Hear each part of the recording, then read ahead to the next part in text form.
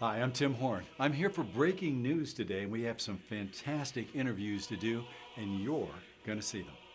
We have some terrific kids. I'll say they're kids, they're younger people from overseas, multiple countries, all with a lot of experience that you and I in America just haven't had. A lot of it relates to socialism, which is going to be a topic for today. So my first guest is Maria Kapinos, and she is from Ukraine. How did I do in the pronunciation? Very well. Okay. Amazing. There we go. Now, Maria, we'll say her age because I want you to know, and it's not a bad thing. She's 25 years old. She's got a lot of experience under her belt and was recently put on a list of people who couldn't go into the military-controlled area in Ukraine, which she's proud of that, and she's going to tell us why. Maria, welcome to Breaking News. Thank you for being here. Having talked to you a little bit off camera, I find you to be obviously a very intelligent person and well-spoken. I think our viewers today are going to love hearing what you have to say. So why don't you talk about that relationship between Ukraine and Russia? Because we're not as familiar with it as what we might be, and certainly not as much as you are. Okay, just to start it, I'll say straightforward. We're in a state of war with Russia right now. Right now. Right now, and it started in 2014. As for our relationship with Russia before that, they weren't that bad because both Russians and Ukrainians, we are Slavic. I mean, like, kind of share the same blood. We were part of USSR for a long time. But still, Russia was kind of a shadow over Ukraine, and many decisions were made kind of in Russia, and they were implemented in Ukraine. So I just wanted to clarify. So you're saying that Ukraine was part of the USSR? Of course. Right. We were part of USSR. From the beginning, right? From the beginning when it was founded, or did they come in later? A few months later, but still we were Ukraine, Russia, and Belarus. Those were three countries that formed USSR. Yeah. And actually we were told that we are kind of best of the best. And we were lied that our country is the most successful in the world. And why? Because we had no idea what it can be like in other places. So just like, for example, when people went abroad, when they came back to Ukraine, they would burst in tears because they understood that they were lied for so many years. So it's a very painful topic, actually. Yeah, I would bet it is. And I think when USSR broke apart, many people understood that they were living in this like fog of lies. That's how I would describe it. You were saying that the people there in Ukraine didn't realize how bad it really was until they saw the other side. The news, I suppose, was much controlled, and you couldn't see a lot of what was going on in the rest of the world and how bad the situation was in Ukraine. Is that fair to say? Fair to say. To make my point, I'll just give you an example. Okay. When a foreigner managed to come to USSR, and believe me, it wasn't easy, you had to have lots of papers. But if a foreigner walking down the street decides to talk to a person, that person would very likely go to jail for talking to a foreigner. We were not allowed to talk to foreigners. If we saw them, we were supposed to report on them, because every person speaking English or any other language except for Russian would be like potentially perceived as a threat. And this is the way you grew up? Well, thankfully, I grew up 3 years after USSR broke apart, but you have to understand, because I was born in 1994, but you have to understand that I was raised in the country, post-Soviet, post-communist country, with all the barriers implemented, with all the perceptions. For example, coming to the US for the first, it's my first time here. I remember on my first day in the US, I remember like a girl in the coffee shop just talking to me. And I remember thinking, what does she want from me? And I was like perceiving her as a threat, because that's what we've used to. And meanwhile, she was just trying to be nice. And that's the thing. We don't even smile that much. I think in our country, people smile less, and that's also part of the culture. It is not that bad, but just we're used to that. And for example, in the late 70s, my grandmother went to Czechoslovakia. When she came back, she wouldn't speak for a few days. She was very quiet. Why? Oh, that's an interesting question. So in this group, they were followed by KGB guys, and they were supposed to go to certain places, and not to kind of, go somewhere outside of the places they were supposed to.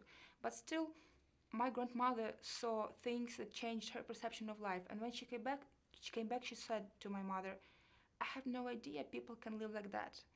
What she meant is, just believe me, Czechoslovakia wasn't a wealthy country. It was quite poor, you can say But it that. was more free. But not No? only free. It's not about freedom. It's about basic needs. For example, she said, when people want, they just can go to the restaurant. They do not save money for a year to go and celebrate. Oh. And when they need to buy new shoes, they do not have to bribe a saleswoman or just find some ways to get new shoes. They could go to the shop and buy it. You know, And that's so imagine- foreign to us, thinking that Yes. you'd have to bribe somebody to get a get pair some of shoes. You'd go get a pair of shoes. It is. That's- It's so different, and I have goosebumps every time I think about that. Imagine we look so similar, basically, you and me, like both humans. We both kind of speak the same Yeah. language, but imagine there's a difference in backgrounds. I can't. I can't even imagine it. So many things that are taken for granted here, they kind of surprise me that much. And I have to tell you, like, I hate socialism. And when here in the US, I meet some people like in late 17, 18, like in their 20s, and they say that maybe socialism is not such a bad thing. And I'm like, listen, go to the country with socialism, live there for a year, then come back. If you don't change your mind, I'll give you like $1 million. I'll find this money. But I know that I wouldn't have to search for this money because you'll change your mind. So your advice is don't be just taking on any socialist thoughts because you don't know socialism. Just learn what it is Learn what it is before you decide. and see what people are like. Another example, my grandmother's sister, she had a husband, and this husband had relatives in Canada. They fled the country, fled to Canada after the Second World War.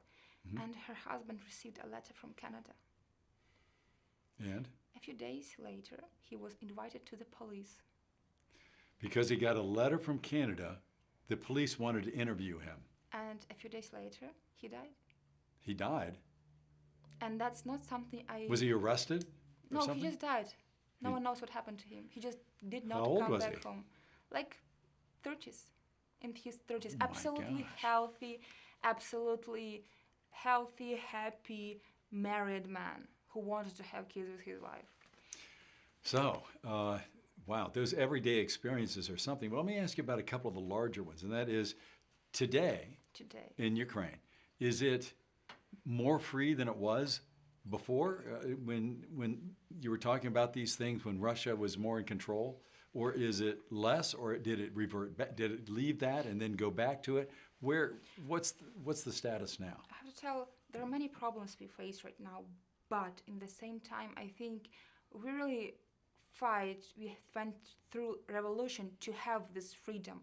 And I actually think that in comparison to many, like even Russia, I think we have much more freedom. Because, for example, I work in Kyiv Post, English language newspaper.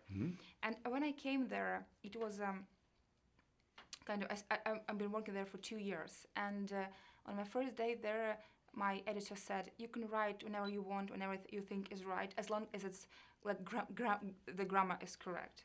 And I did that. I wrote many nice pieces I'm proud of. And of course, it's not like that everywhere, because the problem of our media is usually they are privately owned. And it's an interesting fact that Ukrainian television is one of the best in Europe. I think it's like on 3rd or 4th place. Imagine. Why? Because in Ukraine, television is like is a very good way to influence the voters. So we have like a very good channels and oligarchs that own those channels. They would kind of try to push their lines, of course.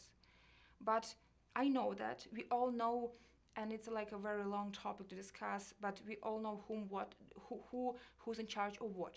But in the same time, there are many journalists I am extremely proud of, and I have, for example, I have a friend who was stabbed 2 times on the street, and he was what, 2 times? Stabbed. He was almost killed. He was attacked by people in masks. And we were born on the same day, so we kind of the same age, we have similar perception of life. And I asked him, are you scared? And he said to me, but like, if I'm not doing that, who will? What was he doing wrong that these people would attack him? For example, he's from Odessa, and mayor of Odessa is a person I deeply despise because he's a criminal, and he was trying to kind of change that. He was trying to show who this person is, and kind of. So your friend was trying to expose who the Yeah, mayor of he was Odessa, trying the to. kind of his real character, Yeah. and he ends And- up getting attacked, and you think that's the reason why? He knows the reason why, and actually everyone knows the reason why, but just this person is backed up by quite strong forces, mayor of Odessa city. So it means that at this point there is not that much that he can do. But still, no matter what, we were able. Let me explain it this way. I remember in 2014, I had the same life as you have. Laptop, good school, I've been traveling, I've been studying languages, and then the war. And I remember coming to the revolution started on the biggest street of Kiev, the capital. And I saw thousands of people screaming, trying to get this freedom. And you hear loud music and drums, and you think, God, it's happening in the center of Europe, because Ukraine is located actually in the center of Europe. And these people, we were so united. And I think, and not only me, that Russia is punishing us for this crave to have more freedom, more independence. Because a few days later, I remember me and my friends, and there were like probably 100 of us sitting in front of the TV and just watching news, and we hear that Russian soldiers, they occupied Crimea. And it was like two worlds kind of, mixed together. On one side, you understand that something you could not believe in is really happening. On the other side, you have nightclubs still working. You have you're planning your next trip to Italy, and you talk to your friends somewhere, I don't know, in Canada or in America, and it's hard to explain how impossible it felt. And a week later, our currency, Ukraine local currency, it kind of devaluated. Yes. And things I would buy every day without even thinking, they became 3 times more expensive in the same time. And I remember telling my mother, Mama, I don't know how to cope with it. I don't know what to do. And she said, my dear, the saddest part that we all been through this. And it was so surprising because people of my age, they were panicking. And while my relatives, they said, we've been through this. And they were reacting like, it's not the worst thing that could happen. And then I remember first news that Ukrainian soldiers are being killed. And, I'm going to tell you one thing that is very scary, but I know that this is true. You can get used to everything. You can even get used to the fact that I have a very good friend killed. I had a very good friend killed. And this guy, he studied actually in Oxford, can you imagine? And he came back to Ukraine because he wanted to be like a nationalist. He wanted to show. Yeah. And he went there, he died. His parents, they are scared like hell, and they couldn't believe that it could possibly happen. And my biggest worry is here in America. Why so? Here in America, I mean, people think that something like that could never happen here on their territory. But you know it can. But I know everything can happen. If you're not protecting your territory, if you not teach next generations how fragile the society can be. You are a woman with knowledge far beyond your age. Thank you. I got to tell you, thank you so much for being with us today. And for our viewers, what you see right here in Maria is the truth, not what somebody wants you to hear. This is the truth. Maria, thank you so much for being here. I really appreciate it. Thank you very much.